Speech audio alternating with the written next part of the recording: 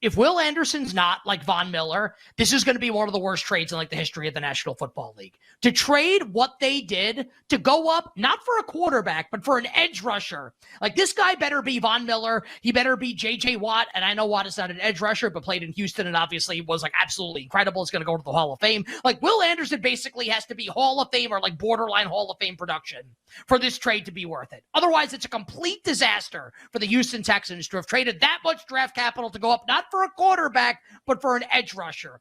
Absolutely terrible by Nick Caserio and the Texans. Maybe Anderson's going to be great. I am very skeptical that this trade is going to work out. And also, by making this trade, the Texans gave the Arizona Cardinals just a life preserver, like give it a second lease on life for Arizona, who probably wouldn't have been able to trade out of the pick otherwise. Look at all the tweets from yesterday. Do you think these insiders are tweeting, oh, the Cardinals are taking picks? Do you think like that's like they're getting that from someone other than Arizona?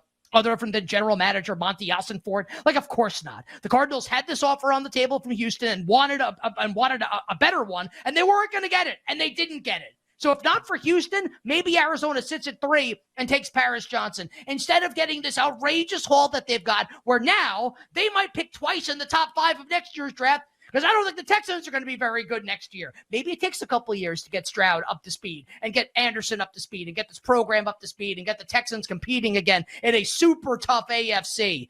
I think they got completely ripped off, hosed by the Arizona Cardinals here. And Ken, I think that the Texans might have set the Cardinals on a path to relevancy sooner rather than later with this trade last night up to 3 for Will Anderson.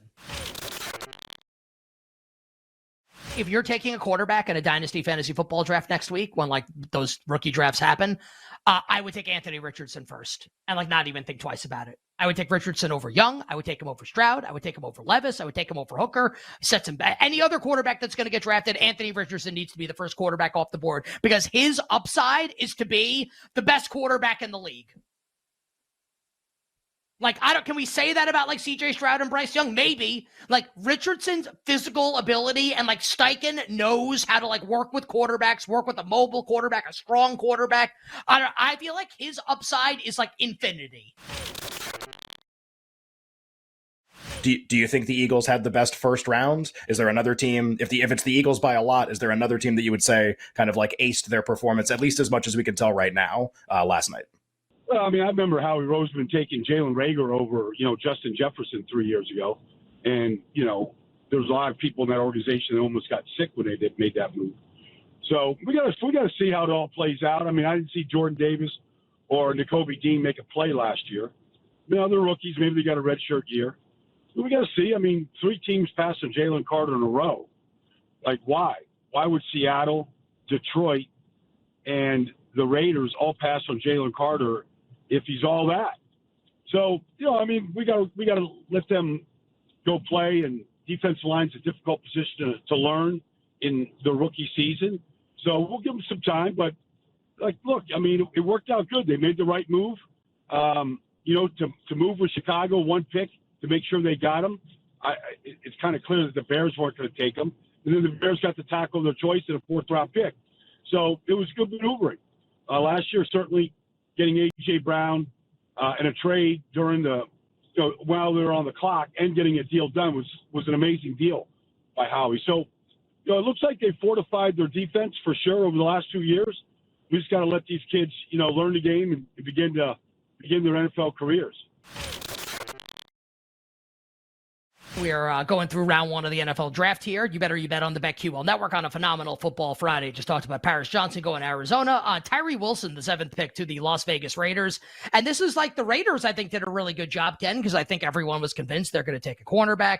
And maybe they wanted Witherspoon to see if he was going to drop. They pass on Christian Gonzalez. They don't take a quarterback, so Garoppolo enters the year kind of unchallenged as Vegas' quarterback. Instead, they end the slide of Tyree Wilson, a player that was kind of difficult for us to handicap like over the course of the process, just because of all the the questions about which teams have cleared him. And again, like reported yesterday on the show, not every team cleared Tyree Wilson. I think they even talked about that on the broadcast yesterday. So this was kind of a difficult one to tab. What about Tyree Wilson going 7th to the Las Vegas Raiders? Yeah, I mean, another pick where it's like, oh wow, that's who it's going to be, which was like 20 of the picks last night. And just like a fun, this was kind of like a puzzle piece exercise, right? Where the more 2 and 3 come into focus, there are other bets that are affected. And look, like I am one of a million people that was doing the same exercise. That it's just, it kind of started to dawn on everyone, like, all right, Bryce Young's going first, but we've known that forever. Man, like Anderson or Stroud second, and like, okay, Stroud second, and then like Anderson, oh, okay, and Tyree over 4.5 at any price. Oh, that's what it is. And so like that dawning on everyone and the market just getting blasted for like 2 hours before, because everybody had the same thought where it's like, as things come into focus more, other bets are affected, other player positions are affected. Like if it's really more likely to be Stroud or it's more likely to be Anderson, and Indy's staying like at 4, well, they were always going to stay. But if Indy's at 4 and they're going to take a quarter, like you just do the math. It's like, and this is an exercise that a lot of people were doing. So that was just a fun one where it was like, once you knew some of like the answers to the test, there was like, it wasn't just those players, like that was the one other player that was like severely impacted by Houston's decision making, basically, where you would be like, okay, Tyree over 4, like almost, if the bet was available at a price, it was probably a good bet at that point. Tyree Wilson's draft outfit last night, pretty spectacular. For people that missed it, wore like a floral suit. Something that I would wear, actually. I thought it was really awesome. Ken, if you were getting drafted, NBA draft, NFL draft, televised, what would your draft outfit be? I don't remember when I told you I hate dressing up. Remember I said that one time? Like, what if I was the guy who was just like, I'd have to like dress. I'd have to wear a suit or something, because like, if I didn't, like my wife would make me, or like I'd invite my parents and my mom would make me wear a suit or something. Like I'd have to wear a suit of some kind. Or you'd lead sports radio. Like, how could X team draft Ken Barkley? He showed up in a champion hoodie, like to the draft. Right, exactly. I showed up in some like a pair of Under Armour sweatpants my wife got me at TJ Maxx, and like a generic shirt and a hat. Maybe this hat. It's just like, that's like, I just like live in these. I don't like dressing up. I just hate it. I really do. I find it incredibly uncomfortable. And I even own like some nice suits now that like fit pretty well.